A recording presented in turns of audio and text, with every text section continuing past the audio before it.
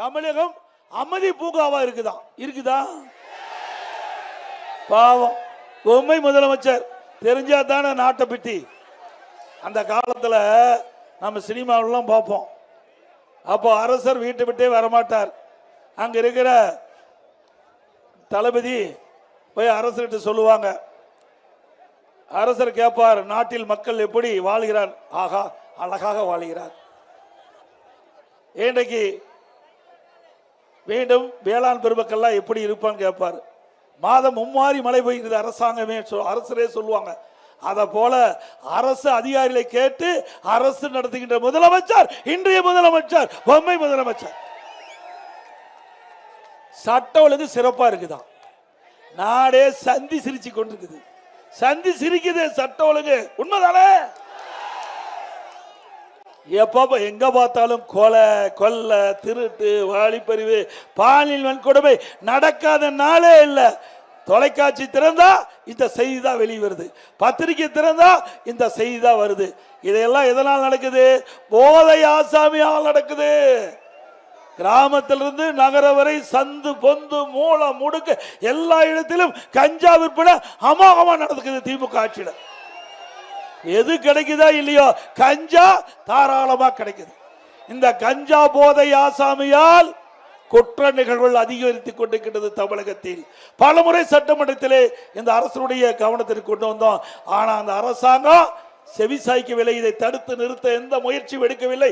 ஏனென்றால் இந்த கஞ்சா விற்பனைக்கு துணை நிற்பது ஆளுங்கட்சியை சேர்ந்தவர்கள் தான். அப்புறம் எங்க போய் கஞ்சா ஒழிக்க முடியும்?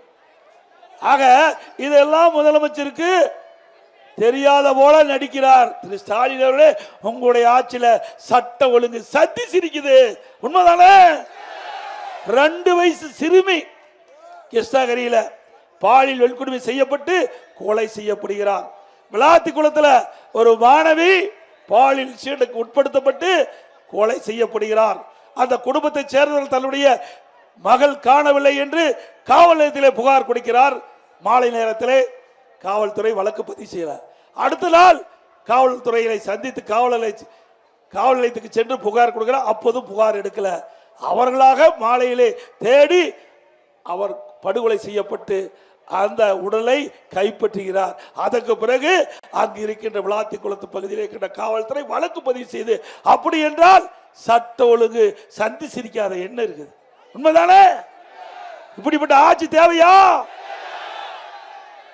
இன்றைக்கு சிவகங்கையில கோயில் காவலாளி அஜித் குமார் இன்றைக்கு திருட்டு வழக்கு, அவர் மீது திருட்டு வழக்கு பதிவு செஞ்சு வேண்டுமென்றே திட்டமிட்டு இன்றைக்கு அவரை படுகொலை செஞ்சிருக்கிறாங்க.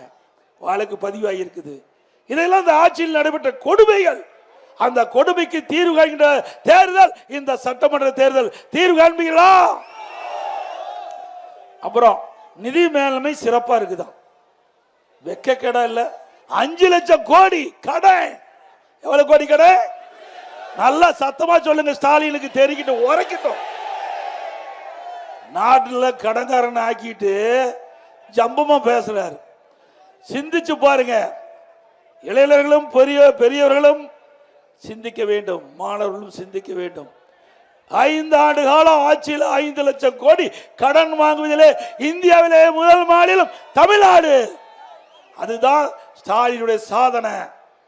இன்றைக்கு 73 ஆண்டு காலம் தமிழகத்திலே ஆட்சி புரிந்து 2021ஆம் ஆண்டு திராவிட முன்னேற்ற கழக ஆட்சி பொறுப்பேற்கின்ற பொழுது 4,80,000 கோடி தமிழ்நாட்டினுடைய கடன்.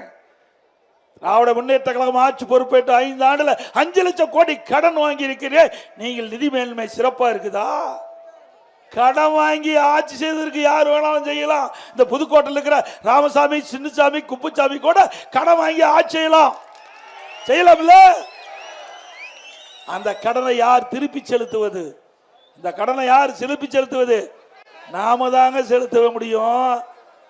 திரு ஸ்டாலின் வாங்கிய கடனை மக்கள் தான் திருப்பி செலுத்த வேண்டும். கடன் கொடுத்தவனு சும்மா விடுவானா? நம்ம ஒரு 2 சக்கர வாகனம் வாங்குறோம், 4 சக்கர வாகனம் வாங்குறோம். கடன் ஒரு டியூ கட்டலினா வண்டி தூக்கிட்டு போயிடும். அப்படி அரசாங்கம் கடன் வாங்கினா எவ்வளவு கொடுமையான விஷயம் என்பதை எண்ணி பார்க்கங்க. கடன் வாங்க வேணும், வாங்கலி சொல்ல. இப்படி லட்சக்கணக்கான கோடி கடன் வாங்க வேணுமா? அப்படி என்ன நிலைமை வந்திருக்குது?